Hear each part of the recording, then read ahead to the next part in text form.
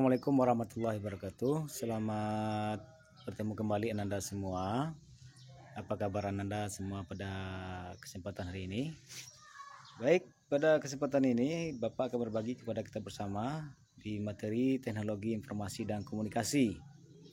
Yaitu kita masuk ke materi tentang penggolongan komputer. Ya, ternyata komputer itu ada berapa penggolongan ya. Yang pertama, berdasarkan data yang diolah. Yang kedua, berdasarkan penggunaannya. Kemudian berdasarkan ukurannya. Ya, jadi ada 3 golongan ya. Golongan komputer itu berdasarkan data yang diolah. Ya, sejauh mana difungsikan komputer tersebut. Kemudian kegunaannya berdasarkan ukurannya. Baik. Untuk berdasarkan data yang diolah, pertama ada contoh komputer digital. Komputer digital adalah komputer yang digunakan untuk mengolah data ya, kuantitatif seperti huruf, angka, kombinasi huruf dan angka serta karakter khusus.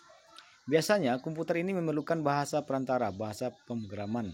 Salah satu contoh dari komputer digital adalah PC. Nah, ini yang dikatakan dengan komputer zaman sekarang ya, komputer digital. Ya.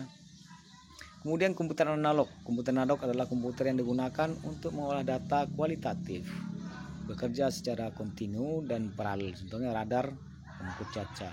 Ya. Nah, ini di tempat-tempat kantor tertentu ini namanya komputer analog. Biasanya ini komputernya hidup bisa sepanjang hari. Kemudian ketiga, komputer hybrid. Ya. Komputer hybrid merupakan kombinasi antara komputer analog dan komputer digital yang bisa mengolah data secara kualitatif dan kuantitatif. Contoh dari komputer di atas adalah Faximal, ya, fact, ya, mengukur detak jantung. Nih. Kemudian berdasarkan penggunaan, special purpose komputer yang pertama adalah komputer yang digunakan secara khusus untuk mempunyai satu fungsi saja. Contohnya ATM. Ini juga komputer tapi khusus digunakan untuk satu fungsi saja, yaitu untuk sebagai tempat menyimpan atau mengambil uang. Kemudian general purpose komputer, komputer yang digunakan untuk melakukan berbagai aktivitas yang bersifat umum. Contoh PC. Ya, ini lebih banyak. PC itu bisa kita lakukan main game, bisa melakukan mengolah data. Ya, banyak kegiatan yang bisa kita lakukan di komputer tersebut, musik, video, dan mengolah dan lainnya. Kemudian berdasarkan ukuran, pertama yaitu mikrokomputer, jenis komputer pribadi yang digunakan oleh salah satu atau satu orang yang kinerjanya tergantung dengan kebutuhan. Jenis komputer ini diantaranya PC dan laptop. Ya, nih barangnya ya. Mini komputer. Komputer jenis ini ukurannya lebih kecil dari komputer mainframe, tetapi lebih besar dari jenis mikrokomputer. Biasanya memiliki beberapa terminal. Komputer jenis ini biasanya digunakan sebagai server jaringan komputer atau server internet.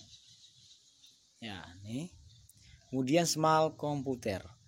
Komputer single user digunakan oleh satu orang yang sangat powerful. Biasanya digunakan untuk aplikasi yang membutuhkan penghitungan kompleks dan pekerjaan sangat besar atau sangat berat seperti pembuatan animasi komputer dan lain sebagainya. Large komputer, mainframe. Mainframe komputer adalah jenis komputer yang digunakan pada lingkungan ketika pengguna memerlukan akses untuk menjalankan program dan memakai data secara bersama-sama. Biasanya komputer jenis ini banyak digunakan sebagai server e-commerce yang melayani transaksi melalui internet. 5. Superkomputer. Ya.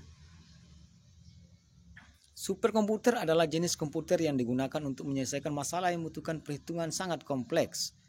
Ya. Nah, intinya permasalahannya lebih besar, ya, pekerjaannya lebih besar, itu memerlukan komputer yang besar. Ya, superkomputer. Baik, barangkali ini adalah penggolongan komputer lebih dahulu. Ya, mudah-mudahan bermanfaat. Ya, terima kasih. Assalamualaikum warahmatullahi wabarakatuh.